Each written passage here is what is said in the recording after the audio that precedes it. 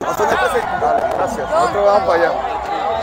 Vas a ser presidente en primera vuelta, Gustavo. La vamos a sacar.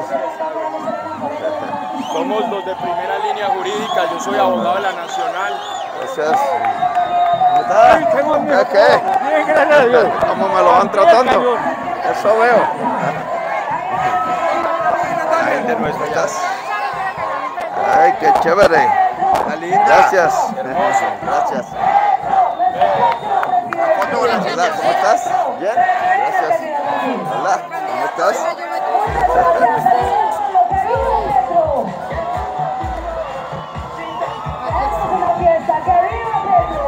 Muchas gracias, bienvenido. Gracias a ti, gracias. Hola, ¿cómo estás? Bien. Nuestra chapolera, doctor Gustavo. Poleras. Hola, ¿cómo estás? Bien, gracias. Gracias.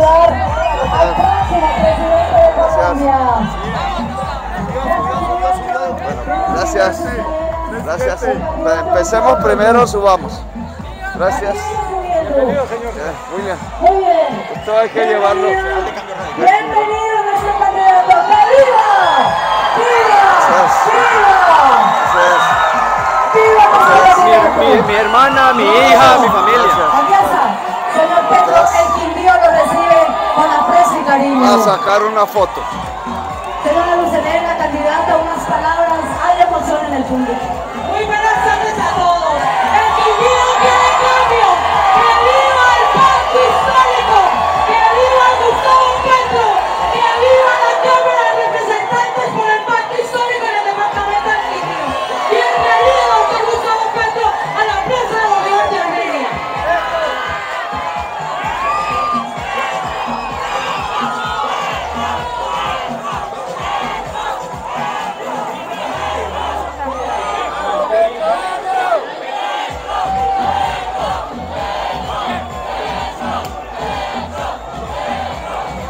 El futuro presidente de Colombia con ustedes. ¡Viva el pacto histórico! Más Rupert, ¿cómo me lo tratan? ¡Viva el pacto histórico! ¡Viva Gustavo Petro! El Quindío lo recibe con afecto y con esperanza, señor candidato. Gracias, Armenia.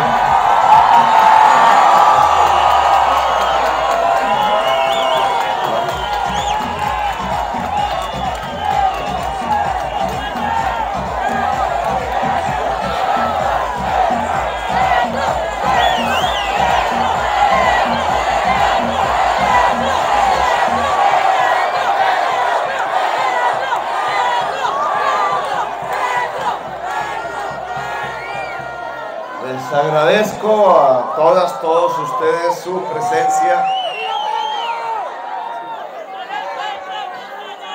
Ahora bajo este sol, hijos e hijas del sol somos.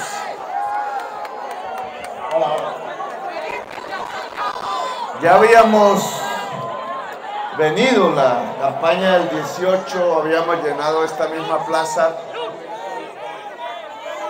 Hay quienes dicen que llenar plazas no significa ganar elecciones.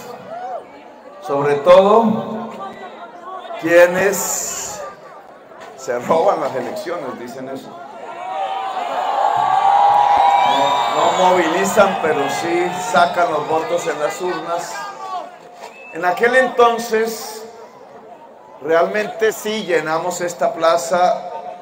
Y no nos fue tan bien en las elecciones del Quindío. Ganó Duque, ganó Fajardo,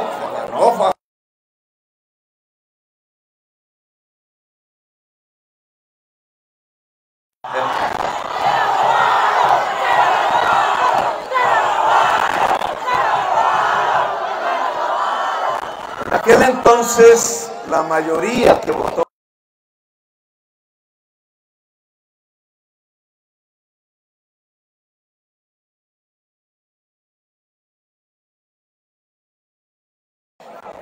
por Duque.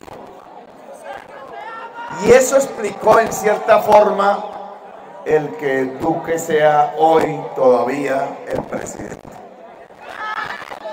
La pregunta que habría que hacerle a esa ciudadanía, sobre todo que creyó que había una posibilidad en Fajardo, en el Partido Verde que hoy nos acompaña y que después votó por Duque, la pregunta que habría que hacer es, bueno, al cabo de 4 años, han pasado ya casi, ¿cuál es la valoración que podemos hacer de esa decisión política? ¿Le ha ido mejor a Colombia? Fue una buena y acertada decisión impedir que en el 18 Petro asumiera la presidencia y que en cambio sí asumiera Duque. Son las valoraciones que hoy ante las urnas, que ya vuelven el 13 de marzo, tenemos que hacer antes de votar. ¿Fue buena la decisión del Quindío en las elecciones presidenciales del 2018 o hubo una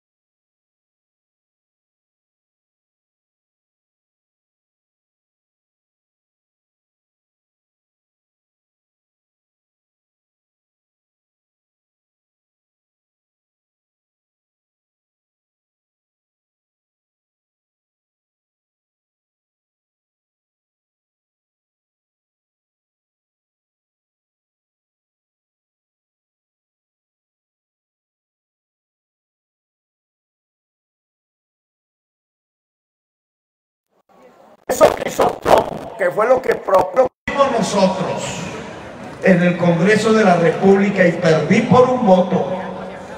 Aquí me acompañan senadores que votaron por nosotros: Roy, Roosevelt, Velasco, perdimos por un voto. Aquí a nosotros nos dicen mamertos por proponer eso, y es exactamente lo mismo que hizo Trump en los Estados Unidos. Duque no se atrevió a eso. Duque, plegar, servir a los grandes intereses económicos, a los grandes intereses políticos, dejó quebrar 600,000 empresas pequeñas y medianas, muchas hoteleras, muchos de restaurantes y comercios, muchos de confecciones y zapatería, muchas de la clase media colombiana.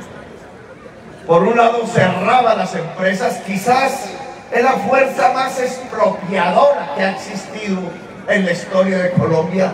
Hacer cerrar 600,000 empresas es destruir el tejido empresarial de Colombia, es destruir las posibilidades del capitalismo nacional.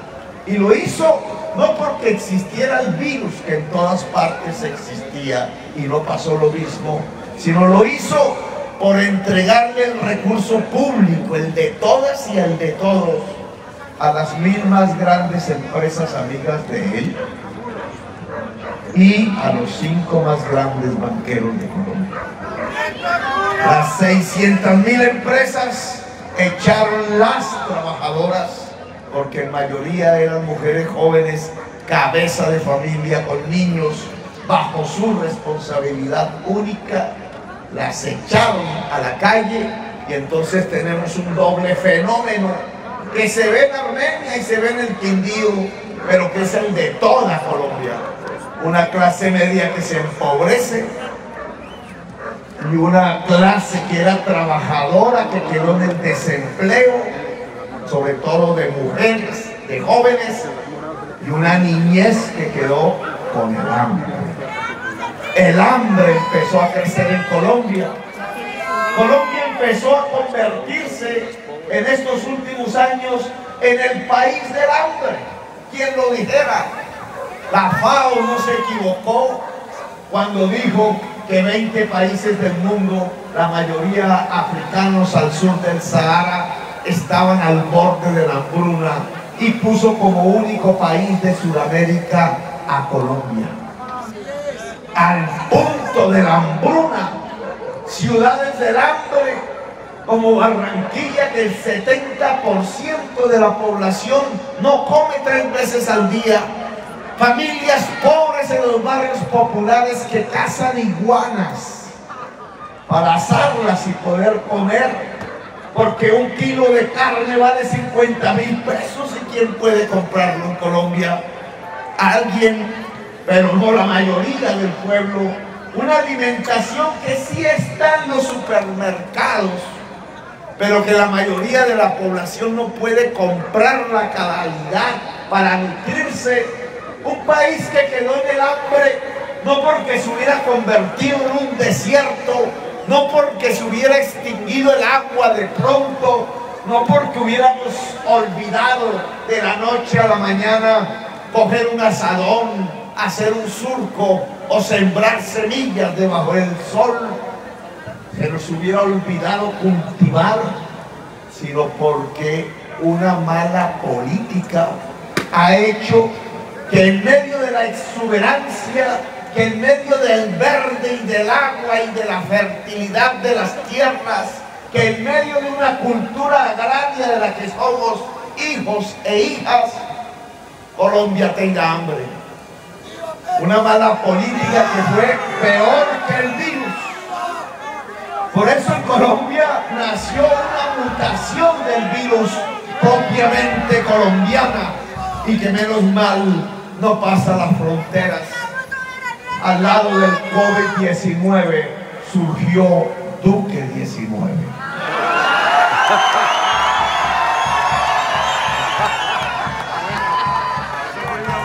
Y nos condujo a esta.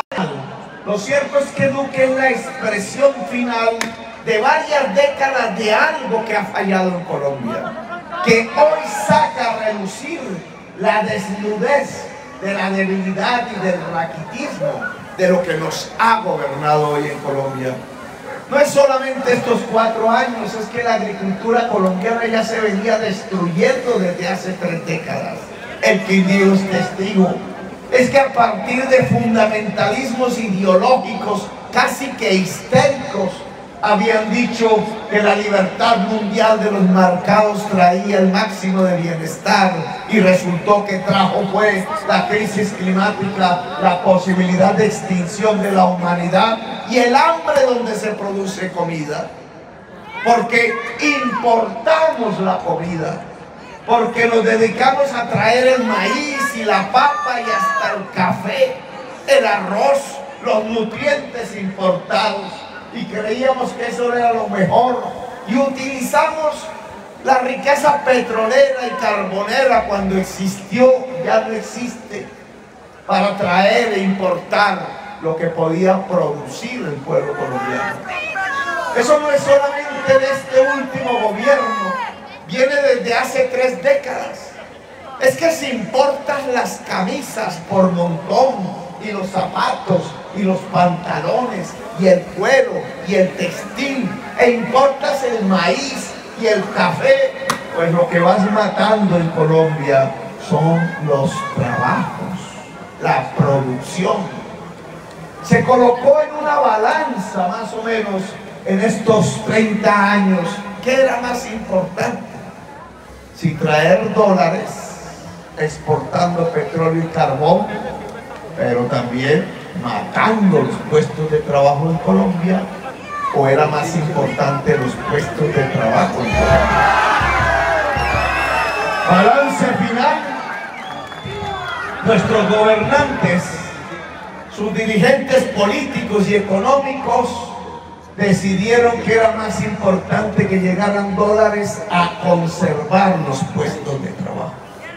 Los dólares solo sirven para comprar importaciones y para que el país se pueda endeudar más. Pues bien, elevamos sustancialmente las importaciones. Ahora estamos llenos de motos, de carros quizás, de chucherías algunas cosas importantes, hay que decirlo, y de muchísimas cosas que importamos que se podían trabajar en Colombia. Y nos sobreendeudamos al punto que el país está literalmente en una bancarrota. Quisieron solucionarla poniéndole, muy inteligentes ellos, carrasquilla, impuestos a la comida cuando el país estaba lleno de hambre. Y estalló la sociedad. Salieron los jóvenes a decir: oiga, un poquito más de dignidad. Hoy aquí lo que se necesita es educación y trabajo, algo tan sustancial para la base de una sociedad. Y salieron en Armenia, y salieron en Pereira, y salieron en Medellín, y en Barranquilla, y en Bogotá, y en Cali, y en Popayán, y en Pasto, y en toda Colombia. Miriadas de jóvenes y jóvenes hombres y jóvenes mujeres de los barrios populares que se llenaban del hambre al ver a sus padres, a sus madres, a sus hermanos aguantar día tras día sin tenerla para la comida. ¿Y cuál fue la respuesta? ¿Cuál fue la respuesta de Duque 19? Matar, disparar directo a los ojos, mutilar la juventud, perseguirla aún hoy. Por allí están capturando muchachos y muchachas de las universidades y de los barrios, diciéndoles en los noticieros terroristas a nuestros propios hijos e hijas, diciéndole a la prensa nacionales que son terroristas internacionales, cuando apenas si pedían carne o leche o una universidad, o por lo menos los ingresos mínimos para que un plato de sopa caliente llegara a la casa. ¿Qué clase de gobierno? ¿Qué clase de manejo de los asuntos públicos y sociales ha tenido este gobierno, que ante una demanda tan digna, tan simple, lo que responde es con la muerte? Gobiernos de la muerte, políticas de la muerte, quisieron cimentar la seguridad, primero aumentando el miedo en la sociedad y segundo, midiendo la seguridad de muertos. Es que cuando salió en la prensa por fin algo que ya se denunciaba en el Congreso de la República en mucho silencio, que es que a estos gobiernos les gustaba matar a los jóvenes, que les importaba un comino la existencia de esa juventud, que podían asesinar. Ya no hay miedo, ya no hay miedo, ya no hay miedo, ya no hay miedo, ya no hay miedo, ya no hay miedo, ya no hay miedo. Que podían asesinar casi que en medio del aplauso popular, que es como decir del aplauso de los padres y las madres, a 6.402 jóvenes sin que nada pasara. Jóvenes inocentes, jóvenes que nada tenían que ver, que quizás estaban pensando en tocar una guitarra o en conseguir la plata para el otro día. Pobres todos, humildes, asesinados uno tras otro, fusilados por el gobierno. En uno de los peores crímenes de la humanidad, allí se iba asentando lo que ha sido una práctica corriente de la clase política dirigente que gobierna Colombia, que la única relación que tienen con el pueblo cuando hay elecciones es comprar el voto. Cuando se gobierna es gobernar contra la sociedad y a favor de los más poderosos, y cuando la sociedad reclama es asesinarla. Ese es el gobierno que ha tenido Colombia. Lo que yo denominaría una tiranía. No es una democracia, es una tiranía que responde a una realidad social, económica y política. La tiranía es una forma de gobernar que expresa no la existencia de una democracia donde la sociedad es dueña, soberana de su territorio, de su futuro, de su presente, de sus recursos, sino que es la expresión de un régimen de corrupción. Lo que gobierna Colombia es un régimen de corrupción. No son hechos aislados de algún bandido o bandida que por allí se atraviesan. Le han prohibido a una política escribir la palabra bulinear. Y hay algo de razón en cierta forma, porque hay personas que nada tienen que ver con el problema de que se apellidan Abudinen. Entonces hay que decirlo con nombre propio. Casos como la ministra Abudinen de Telecomunicaciones no son casos aislados, hacen parte de un sistema de poder que se perpetúa en Colombia. La señora Karen, es que se llama, Karen Abudinen, es la delegada en el gobierno de un candidato presidencial, el señor Alejandro Char. Y el señor Alejandro Char ha construido con su familia un emporio económico gracias al Estado, ordeñando el Estado, aprovechando la contratación pública, aprovechando la compra de votos. Tanto ha hecho en función de la compra de votos que su nombre aparece mezclado en la triste historia de una senadora de la República, mujer conservadora llamada Aida Merlano. Aida Merlano, presa, dice que va a confesar. Los amantes le resuelven la libertad y la hacen escapar de la cárcel, pero no por amor, sino porque la querían matar. Y entonces los individuos paracos que mandan para cuidarla, la iban a asesinar, la violan, la embarazan, se escapa, aborta y declara ante la Corte Suprema de Justicia que efectivamente le entregaron 18.000 millones de pesos, los Char, los Gerlain, para comprar los votos. ¿Y a quién compran entonces? Y aquí vamos trazando una radiografía. ¿A quién compran? Al pueblo, al que tiene necesidad, a ese que tiene hoy hambre en el estómago, a aquella señora que ve a sus hijos padeciendo de la sed, del hambre, en las capas más necesitadas de la población, que está integrada por millones de colombianos y colombianas, llegan con sus dineros en efectivo a comprar el voto. 50.000 pesos el voto.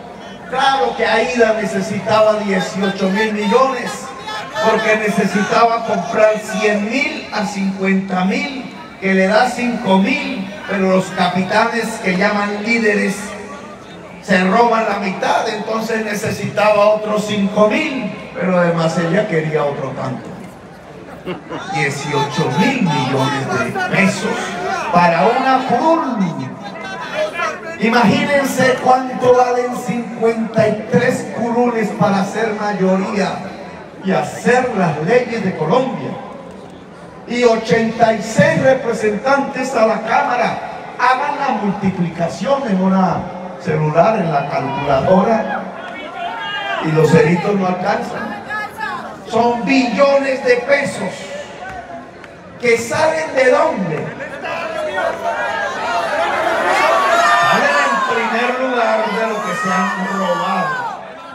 Salen del narcotráfico, salen de los grandes contratistas del Estado que no hacen las obras, que no entregan la comida a los niños en los colegios, que se guardan un billete precisamente para que esos políticos a los que le entregan el dinero les contraten más a través del Estado, más, y se forman pirámides de la contratación en manos de 5 personas.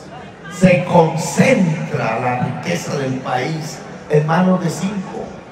Y esos políticos, cuando los pillan, entonces necesitan de la justicia para que los cubran. Unas asociaciones para delinquir que gobiernan a Colombia, entonces necesitan gobernar también la justicia, para que no vayan a la cárcel, para que no los investiguen, para que no aparezcan las pruebas o para que desaparezcan los testigos, como le pasó al gerente de la empresa de acueducto de Bogotá en el caso Odebrecht, muerto por cianuro. Un sistema, porque entonces necesitan la fiscalía. Decía Enrique Peñalosa, no, pero es que en la fiscalía no hay pruebas contra Chávez. Uno un candidato presidencial, el otro candidato presidencial. Es que la fiscalía se la entregaron a Chávez. ¿Cómo van a aparecer pruebas? Y este, que es un caso de un solo político candidato presidencial, es un caso que se puede multiplicar por 50 y por 100. Es lo que se llama el régimen de corrupción. Se perpetúa en el poder. No solamente está 4 años, sino 8, 12, 16, medio siglo, un siglo permanente dirigiendo los destinos de la sociedad colombiana. ¿Y cuál es el método para lograrlo? Comprar el voto. La base de todo el régimen de corrupción es comprar el voto. ¿A quién? A la gente pobre de Colombia, a la gente necesitada de Colombia. Por eso, si queremos derribar el régimen de corrupción, si queremos que el régimen de corrupción no siga en Colombia, si queremos un cambio, lo primero que hay que lograr, solo se necesita una cosa simple pero poderosa, es no vender se vende el voto. Si el pueblo necesitado de Colombia no vende sus votos, se derrumba el régimen de corrupción de Colombia. Petro presidente, se vive, se siente. Petro presidente, se vive, se siente. Petro presidente, se vive, se siente. Petro presidente. Por eso yo los invito y las invito a derrocar el régimen de corrupción. Estamos aquí para derrocar el régimen de corrupción, y es a través de un voto de conciencia pública, un voto que nazca del corazón o del cerebro que analiza, o del instinto, como quieran, pero que no nazca de una simple transacción, porque esa transacción no trae como consecuencia, sino que el que se elige o la que se elige es un ladrón o es un asesino. Un ladrón con poder se roba el erario, se roba la comida de los niños, se roba el dinero de la educación y lo vuelve tanques de guerra y bombas, se roba el dinero de las carreteras, se roba el dinero de la salud y lo convierte en jet privados y en campos de golf.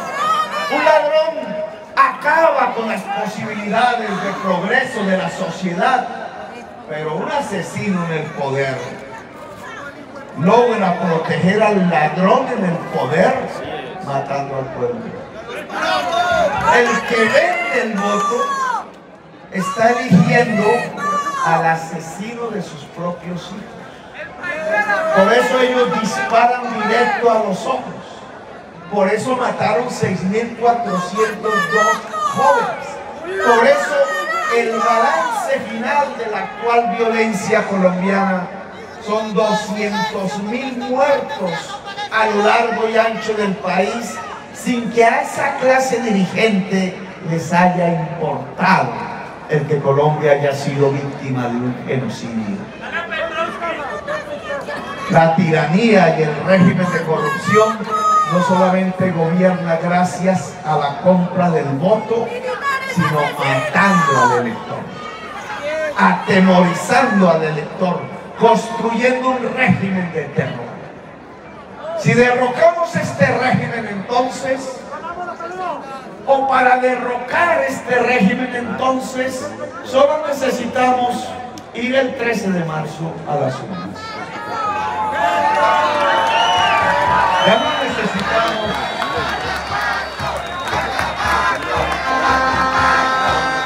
necesitamos fusiles, no necesitamos armarnos a ver cómo le ganamos a los otros, no, cómo nos despedazamos entre nosotros mismos. Necesitamos es más unidad, necesitamos más decisión. Necesitamos incluso más alegría, más canto, más música, más colores, más diversidad.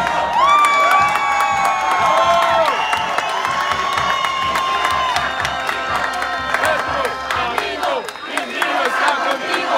Petro, amigo, Quindío está contigo. Petro, amigo, Quindío está contigo. Necesitamos un acto simple, sencillo. Llegar pacífica y alegre y tranquilamente a esas urnas el 13 de marzo, pedirle a los de la mesa el tarjetón de la consulta presidencial del pacto histórico y marcar Petro.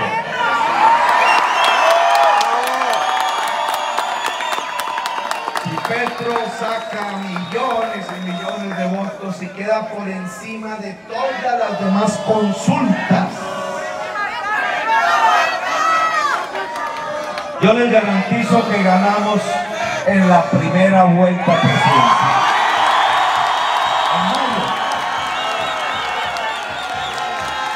Hasta la base liberal allá en Pereira, de donde vengo ahora, la base liberal de Pereira y Dos Quebradas, la ciudad de César Gaviria, el presidente del Partido Liberal y expresidente de Colombia, acaba de decir que quiere estar con Petro y acaba de entregarme algo que he recibido, porque con el liberalismo he tenido mis problemas en algunos gobiernos como el de Turbay. He recibido por lo que representa en la historia de Colombia en luchas populares, en la lucha contra la esclavitud, en la lucha por un pacto entre obreros y empresarios y la reforma agraria de la que hicieron gala muchos ilustres liberales, entre ellos Jorge Eliezer Gaitán. He recibido la bandera liberal en mis manos.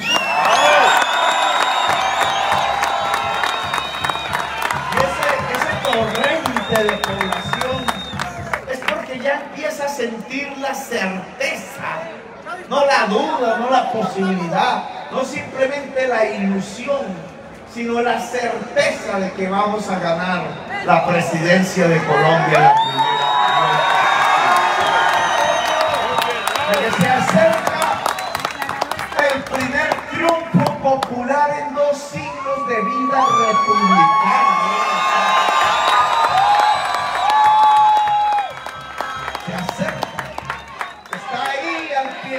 Está en la esquina. Se vive, se siente, Petro presidente. Se vive, se siente, Petro presidente. Se vive, se siente, Petro presidente. Se vive, se siente, Petro presidente. Y les pido, y en esto hay que hacer más reflexión, que en ese día le van a entregar el tarjetón. Ahí sí no hay que pedirlo, de Senado y Cámara. Ojo, si el elector, la electora dice yo voto Petro, pero voy a votar por el político aquí de mi región, que es un corrupto, esos mismos cuando lleguen al Congreso de la República van a detener al presidente, y no solamente detenerle sus reformas, sino que van a intentar o destituirlo o matarlo. Así que si queremos con seriedad cambiar a Colombia, no solamente hay que elegir a Petro, sino que hay que cambiar el espacio donde se hacen las leyes de la República. Porque hay que cambiar las leyes de la República. Y por eso les pido que allí marquen pacto. Aquí en Quindío también nos apoyan.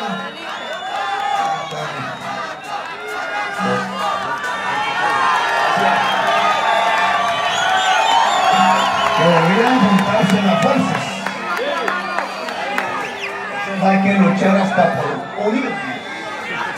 Pero por lo menos hay unas fuerzas que empiezan a llegar como fuerzas que ayuden a la transformación de Colombia. El pacto histórico y Verdes por el Cambio. Ya hay liberales y hay cambio radical aquí que se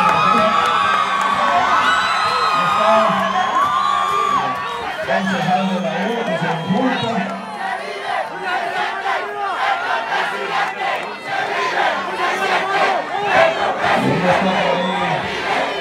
Fernando aquí va a ser una multicolor.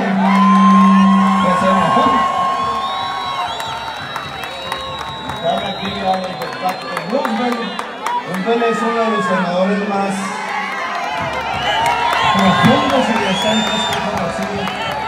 Roosevelt no vuelve al Senado, Roosevelt se retira, pero quiso en su última actividad política, bueno, la última no, en esta actividad política, acompañar el esfuerzo de cambiar a Colombia. Vamos a cambiar la historia. Solo podemos hacerlo si elegimos a Petro presidente.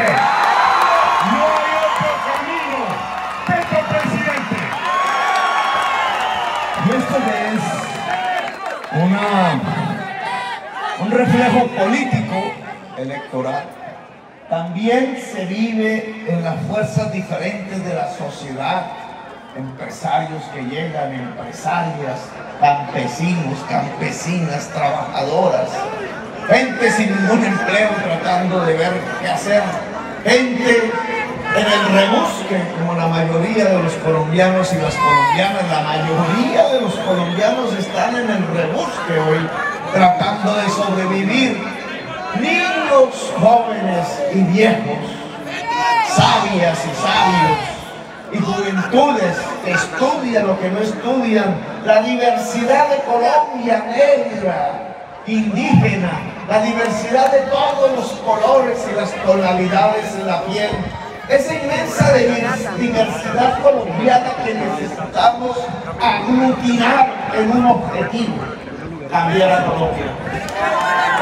Eso es el pacto, pactar entre diversos, pactar en las diferencias, pactar las transformaciones.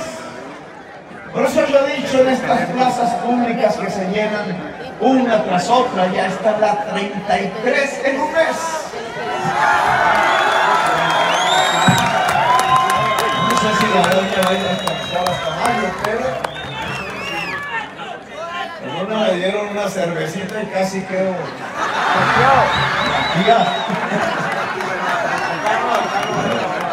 pero con todo el esfuerzo físico que hay que hacer,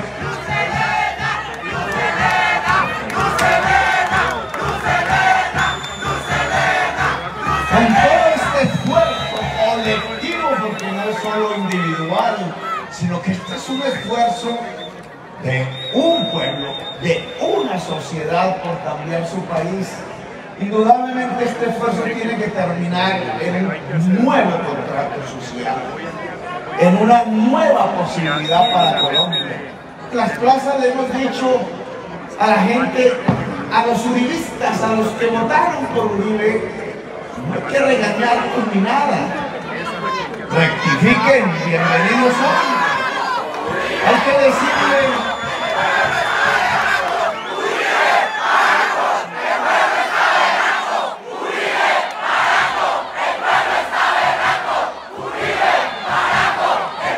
ni siquiera hay que mencionar a Uribe, amigos y amigas. Uribe es una cosa del pasado. No, lo que tenemos es que mirar el presente, el futuro.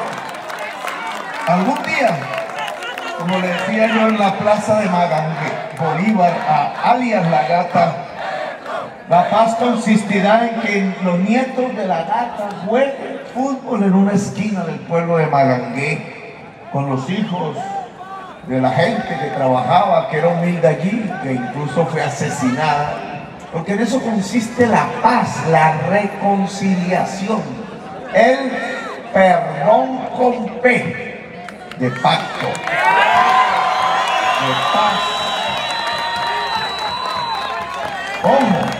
Nos acercamos a un momento de gran perdón social. Por eso, dentro de las fuerzas sociales que nos acompañan, no puede crecer la venganza, no puede crecer las ganas de cobrarla, porque tenemos que llegar como generación, los que vivimos hoy en este momento de la historia, a un momento en el cual le tenemos que entregar a quienes van a venir, a quienes están hoy pequeños por allí o en una cuna, les tenemos que entregar la opción de que Colombia entre definitivamente, como han entrado la mayoría de las naciones del mundo, a una era de paz. No a una nueva guerra, como nos ha acontecido en los 2 últimos siglos. Nosotros tenemos y queremos construir una gran nación. Y esta es una invitación al ejército y a la policía y a la izquierda y a quienes se consideran de derecha, pero fundamentalmente a la diversidad nacional. Nosotros tenemos para construir una gran nación que superar la violencia y la guerra. Y el gran esfuerzo del próximo gobierno es ni más ni menos que la construcción de los cimientos sólidos de una era de paz. Y por eso no nos vamos a vengar, no vamos a devolver el golpe con otro golpe. No vamos a devolver la persecución con otra persecución. No vamos a devolver el insulto con otro insulto. Algún día ustedes verán, y lo pronuncio por última vez al señor Álvaro Uribe Vélez hablando con Petro de la posibilidad pacífica de hacer una reforma agraria en Colombia. Pero eso significa tener el poder. Eso no se hace ingenuamente. Eso se hace ganando popularmente el gobierno. Eso se hace tomando los controles de un país para llevarlo no hacia donde lo llevó Duque 19, sino a las posibilidades de la transformación y del cambio. Ahora, buena sería la pregunta, ¿y qué cambio propone Petro? Y largas serían las horas si nos pusiéramos aquí a hablar de qué queremos del cambio. ¿Cambiar qué? ¿Vamos hacia dónde? ¿Cuál es el puerto al que queremos llegar? Sí lo podríamos poner en una sola frase, pero como todo concentrado en una frase dejaría muchos interrogantes. Queremos hacer de Colombia una potencia mundial de la vida. ¿Y eso cómo se come? ¿Eso cómo se come? En el país donde es exuberante la vida. No por nada Walt Disney allá en Hollywood hizo una película sobre la exuberancia de la vida en Colombia, llena de colores y con mucho éxito comercial. Nuestro encanto es la exuberancia de la vida, la explosión vital de la naturaleza, pero que también es una explosión vital de la humanidad en este territorio. Tanta vitalidad ha tenido la humanidad aquí que llevamos 2 siglos matándonos. Y aún subsistimos. Y aún resistimos. Y aún es posible, a pesar de tanto drama y dolor, de tanta masacre y genocidio, aún es posible aquí plantar el árbol de la vida y la bandera de la dignidad.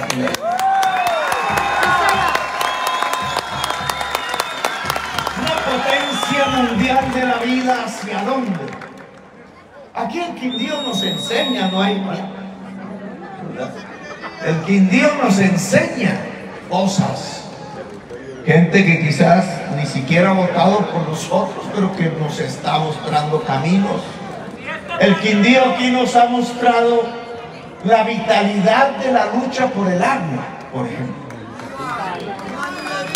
Un gobierno que llena de títulos mineros el territorio, casi que sin conocer el territorio, va en un mapa trazando líneas, y esto para fulanito, transnacional del jeque no sé dónde, y esto para sutanito, que es la multinacional del petróleo, y esto para su de la sociedad colombiana, que está encima de ese territorio y que no le interesa en muchas regiones, la mayoría, algunas sí, ¿qué es lo que está debajo de la tierra?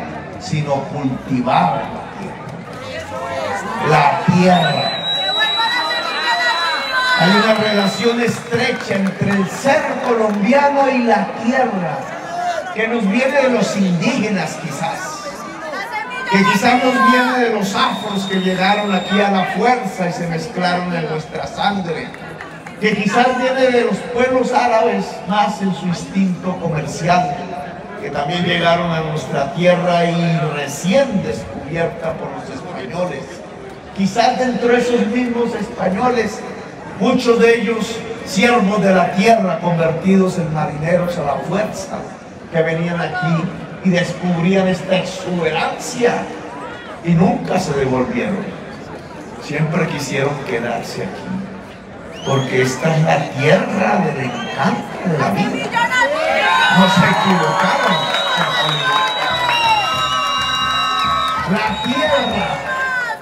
La tierra es el agua. La vida es el agua. Luego las luchas que aquí se han librado por el agua son señal de lo que tiene que hacer un gobierno del cambio. Aquí el agua es el eje fundamental, y no el petróleo, no el oro y no el carbón. Incluso desde aquí diría que voy a revisar, si soy presidente de Colombia, muchos de los títulos mineros concedidos.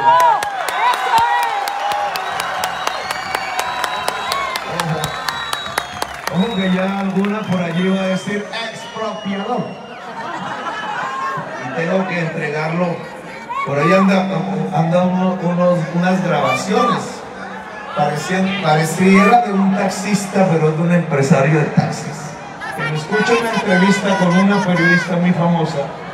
Y yo digo que hay que hacer como en los Estados Unidos con la tierra improductiva pero fértil de los latifundistas, que es subirles el predial, que es lo mismo que hacemos en las ciudades con los lotes de engorde, que es subirles el predial para que deje de ser un lote de engorde y hagan algo encima de ese lote en la ciudad que sirva, vivienda, oficinas, comercio.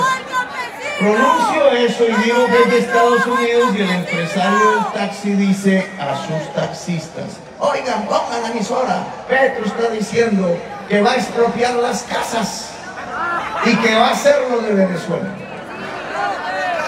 Y estoy yo pronunciando que es como en Estados Unidos y que es con los latifundistas y no con las casas, pero así va la contracampaña. Aquí revisar los títulos mineros significa priorizar la voluntad de la población en los territorios. Significa, y hay que explicarlo, lo que hay en el subsuelo es de la nación, no es propiedad privada.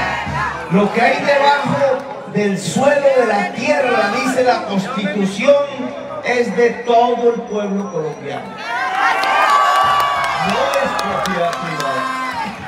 El Estado, abrogándose la representación de la propiedad pública del pueblo sobre el subsuelo, le entrega particulares a título de concesión.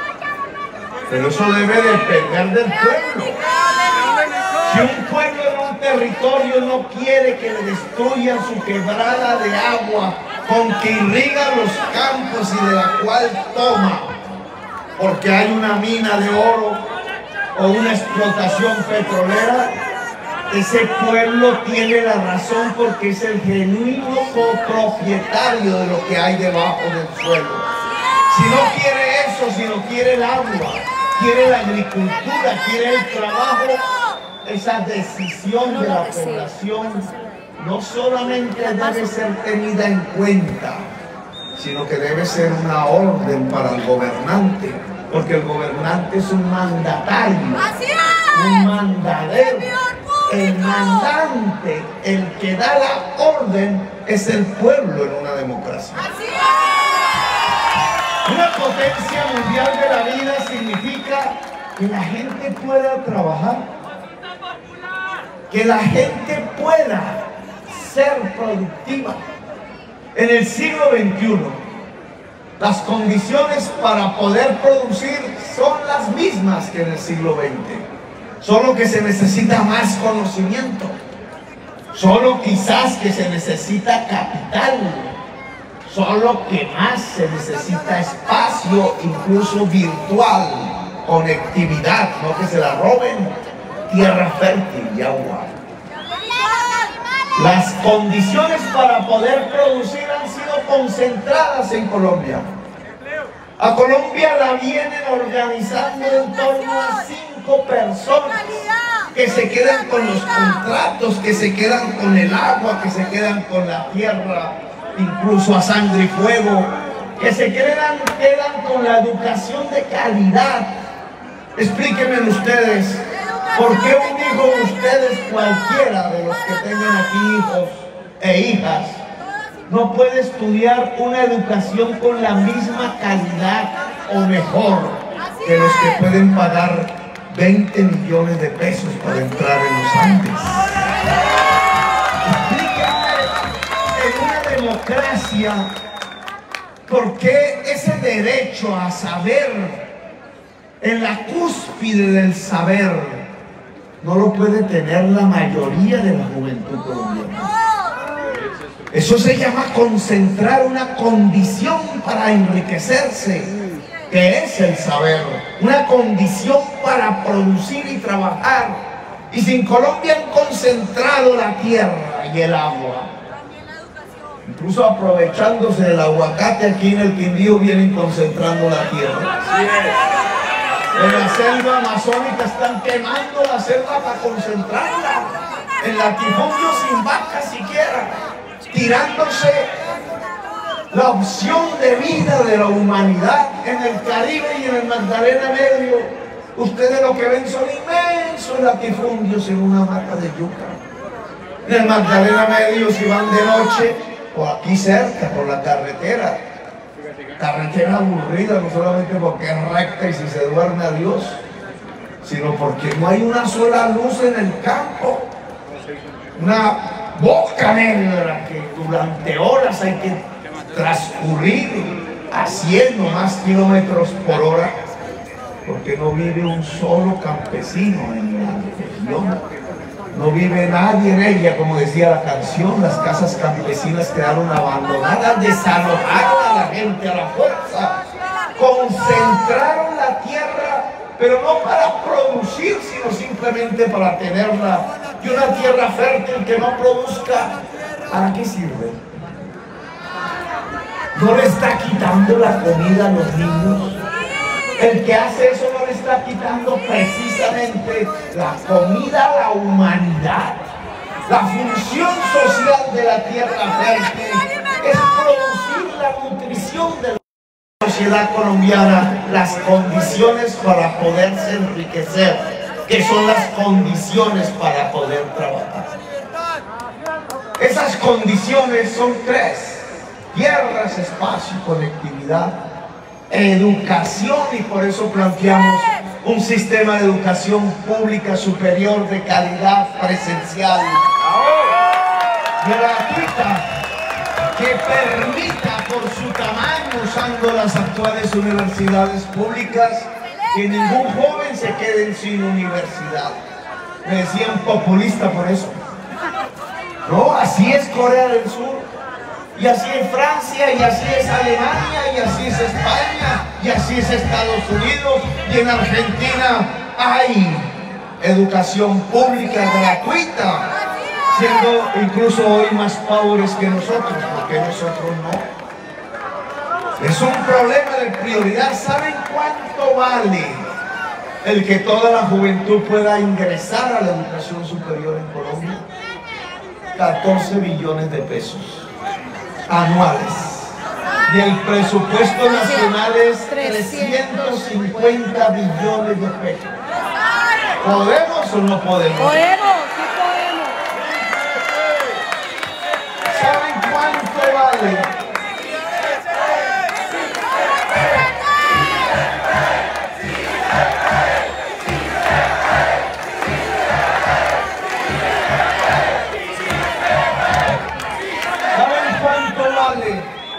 Que 3 millones de viejos y de viejas, muchos de ellos sabios y sabias, que hoy están en estas calles cuando no las ocupa Petro, vendiendo bonais y arepas y refrescos.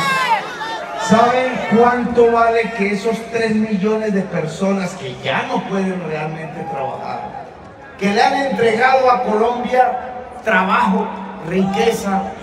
Miren nomás los viejos campesinos del café. Y aquí sí que sería bueno decirlo, no nos entregaron miles de millones de dólares al año produciendo café durante décadas. No fue sobre eso que se construyó Armenia y Pereira y Manizales y Medellín. No fue sobre ese trabajo que se construyó buena parte de lo que hoy es la nación colombiana. ¿Cuál de esos campesinos tiene pensión? Aguantan hambre.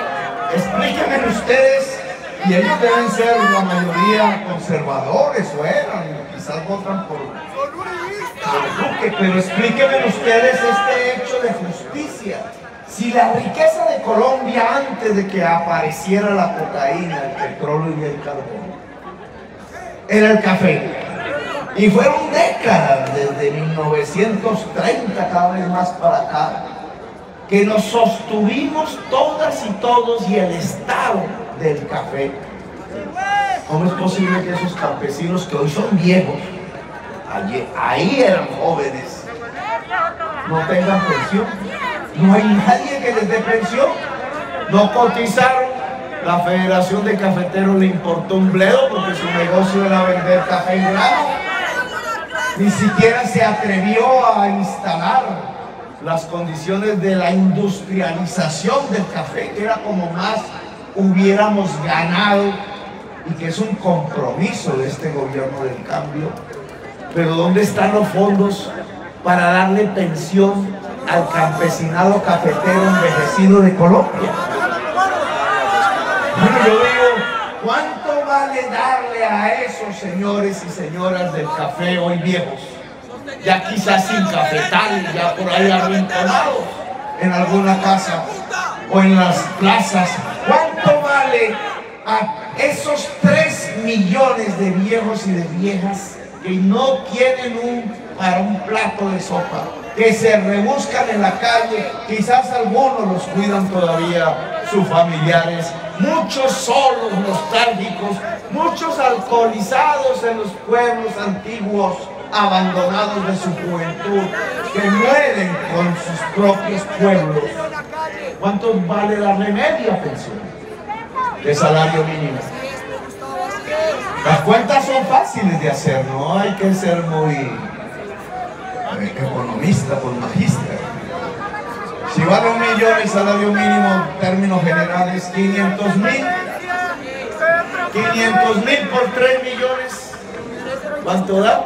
1,5 millones mes, por 12, más o menos 18 billones. Año 18. Podríamos lograr tener un recurso de 18 billones para que la totalidad de la vejez al menos tuviera para un plato de sopa, para un techo, para una cobija y una cama y un colchón, para algo que es fundamental, para tener amor, porque el que llega con 500.000 pesos de hoy a la casa es valorado, puede ayudar al mercado, entonces ahí sí lo quieren, ahí sí persona en la familia, y él o ella al sentirse valorada, como sea, pues vive en el amor y allí morirá en el amor. ¿Y qué mejor manera de morir que no sea en el amor? Hasta los guerreros, hasta los pueblos guerreros del mundo, los vikingos y los árabes, mujahidines, que creían que morir por Dios o por la patria como mártir era morir en lo mejor que podía morir un ser humano. Hasta ellos se inventaron las historias de que aún el guerrero muerto tenía que ser recogido por una mujer, y así apareció la valquiria. Las valquirias, morir en medio del amor. Bueno, ¿por qué nuestros viejos y nuestras viejas no pueden morir en medio del amor? ¿Por qué no podemos hacer una sociedad del amor? Yo lo decía en el 18. Son 18 millones de pesos en esos Santos, Roy. ¿Dónde anda Roy? Yo andaba con Santos. Santos tenía razón en una cosa. Una vez me dijo, el amor está en el presupuesto. Pero el amor con Bogotá era el metro, era el presupuesto. El amor está en el presupuesto, pues que 3 millones de sabios y de sabias sin pensión hoy al garete, como decía Paola Ochoa, pues ¿para qué piensan en ellos? No, iba a ser vicepresidente. O Alejo Gaviria en su escrito que dijo que era una parodia. No, es que porque el sistema de salud tiene que gastar recursos en el que ya se va a morir. El neoliberalismo puro y simple. Mire cómo se junta con el fascismo. No dejen morir a los viejos porque el gasto público en los viejos ya no es eficiente. Bella. Entonces vamos a condenar a 3 millones a que se mueran antes de que de verdad les llegara la hora, como en un inmenso gueto, como en un inmenso campo de concentración a los nazis, solo que allí no entran los judíos y los socialistas y los comunistas y los gitanos y los homosexuales, sino que entran es los viejos y las viejas. Eso no es democracia. Si una responsabilidad tenemos es con ella, y si nos vale 18 billones al año, ¿por qué no podemos subirle los impuestos a los que más tienen en Colombia para financiar? Porque los viejos y las viejas puedan tener una pensión media, aunque sea. Algún día tendremos más plata y se podrá más. Claro, los políticos candidatos no quieren la reforma pensional porque el actual sistema pensional no está pensando en esos viejos y en esas viejas. No está pensando ni en el joven que está cotizando en el fondo privado de pensiones, porque ya los que están saliendo les dicen, qué pena hermano, pero no damos renta mínima, renta vital. No es que le dicen renta vitalicia. Básica universal. Renta vitalicia. Esa es la ley 100. ¿Qué es renta vitalicia? Pues pensión. Entonces el banco, después de que ahorró 20 años ahí, le está diciendo, no hay pensión. Le devuelvo los ahorros con el interés, le descuento lo que tenía que pagarle a la administradora, que es un poco de tonterías. Usted coja la plata, no se la devuelven toda. Como cualquiera que haga un ahorro y diga, no, yo vengo por mis ahorros, no le devuelven los ahorros todos, se la dan en cómodas cuotas mensuales. Y entonces el señor tiene que calcular más o menos cuándo se va a morir. Él calcula. Entonces, y negocia con el banco. Si él se pasa en vida, se fregó. Es lo mismo que decía Paola Ochoa y es lo mismo del cuento de Alejandro Gaviria. Si se le acaban sus ahorros y es viejo y siguió viviendo por casualidad, de malas, sin un peso, a la calle. Eso no es un sistema. ¿En qué piensan cuando se construya un sistema pensional así? En el banquero, no en el viejo, no en la vieja, es en el banquero que usa el dinero de los cotizantes para sus propios negocios, como hicieron en el puente de Chirajara o en la Ruta del Sol 2 o en las acciones que invierten en Ecopetrol y en buenas y muy rentables empresas. Bueno, yo digo, cambiemos esas leyes. El sistema pensional tiene que pensarse es en el viejo y en la vieja y en el trabajador y la trabajadora que sabe que será viejo y vieja y que por tanto querrá vivir en dignidad.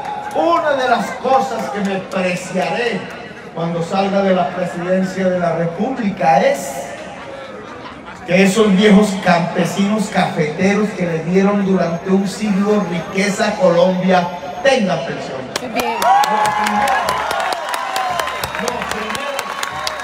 Y me preciaré porque en 4 años se puede hacer muchas de las cosas que yo propongo. Son transiciones, duran más que un gobierno.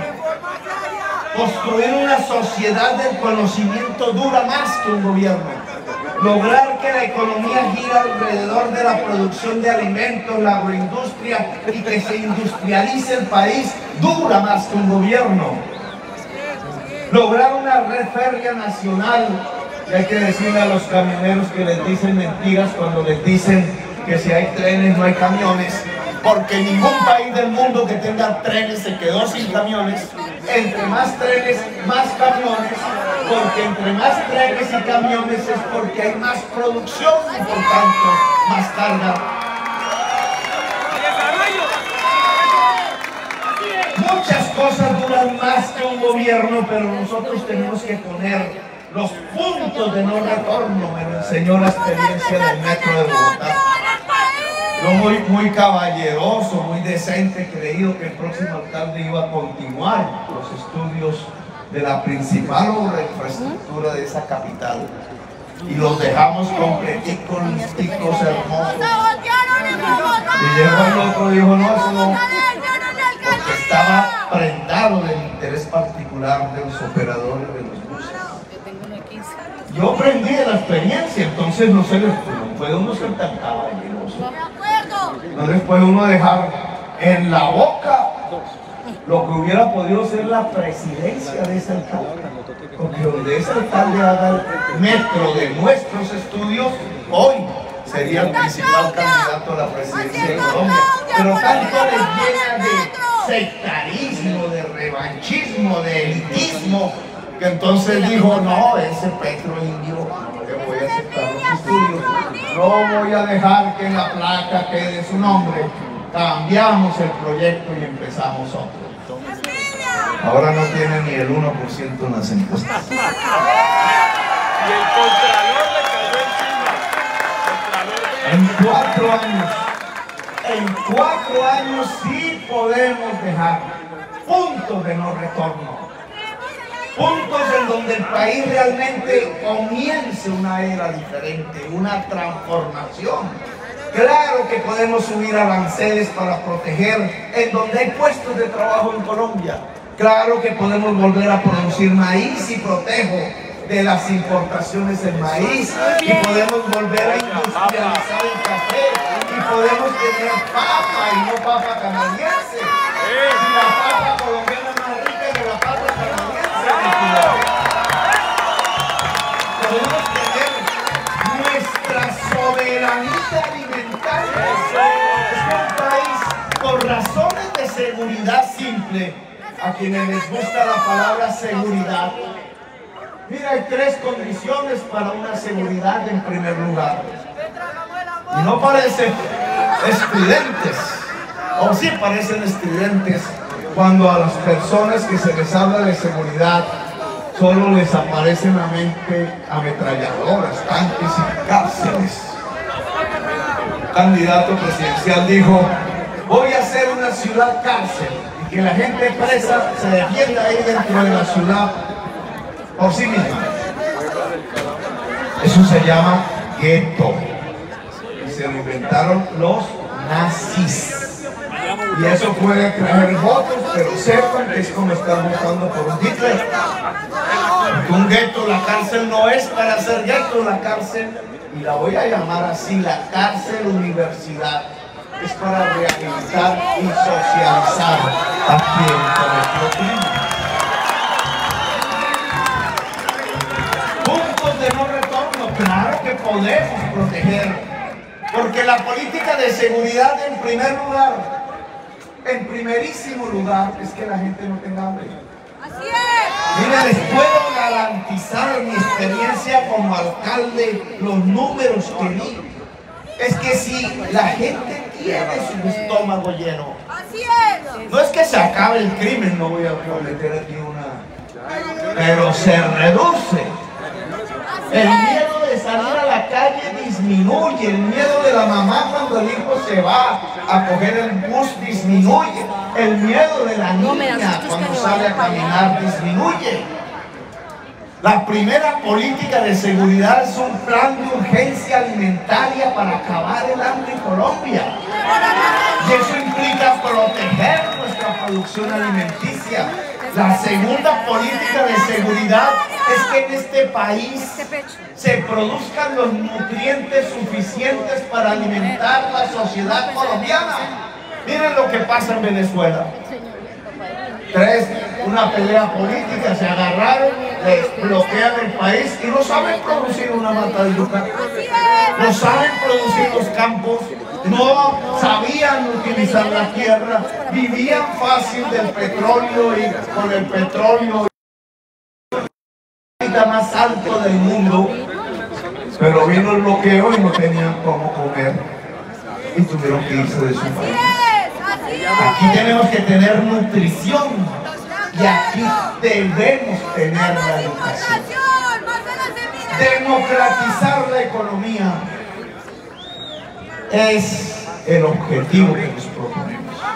El sistema de crédito que le permita a la confeccionista tener dinero que no sea de gota a gota. Hay 35 organizaciones de gota a gota de la mafia controlando la economía popular, cobrando el 20% diario de interés, con revólver al cinto.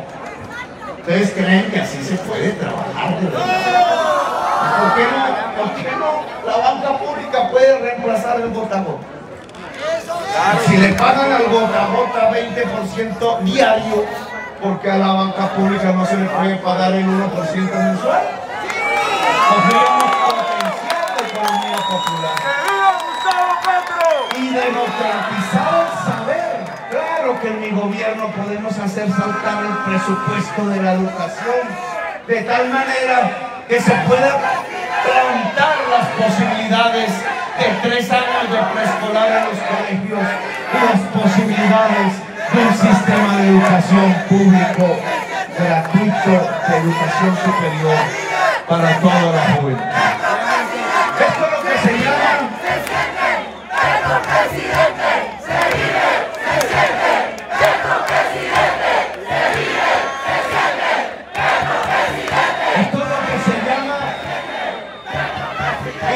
cambiar un país, ir por las sendas del cambio.